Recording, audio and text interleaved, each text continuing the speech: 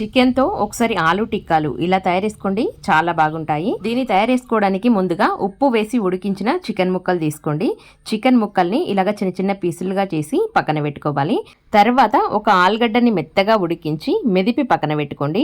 ఇప్పుడు వేరొక గిన్నె తీసుకొని గిన్నెలోకి కొంచెమంత కారము, పసుపు, ఉప్పు వేసి కొంచెం అన్ని నీళ్లు వేసి దీన్ని బాగా కలిపి తీసుకోండి. ఇప్పుడు దీంట్లోకి ఒక 2 కోడిగుడ్లని పగలగొట్టి వేసుకోండి. అలాగే కొంచెమంత కళ్యామాకు వేసి మరొక్కసారి బాగా కలిపి దీన్ని పక్కన పెట్టుకోండి.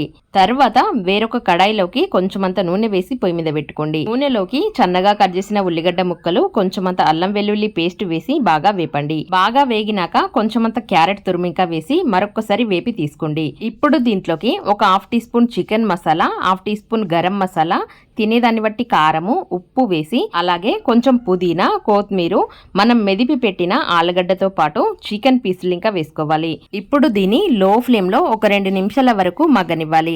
2 నిమిషాల తర్వాత దించేసి చల్లగా అవనివ్వాలి. తర్వాత రౌండ్ గా చిన్న చిన్న టిక్కాలుగా తయారు చేసి ముందుగా కలిపి పెట్టుకున్న ఎగ్ బ్యాటర్ లో డిప్ చేసిన తర్వాత బ్రెడ్ పౌడర్ తో కోటింగ్ చేయాలి. ఇలా మొత్తం తయారీసి పెట్టుకున్న తర్వాత మీడియం టు హై ఫ్లేమ్ లో డీప్ ఫ్రై చేసుకోవాలి. మీకు ఈ వీడియో నచ్చినట్టయితే వీడియోకి లైక్ చేసి మరిన్ని వీడియోస్ కోసం మన ఛానల్ని సబ్స్క్రైబ్ చేసుకోండి.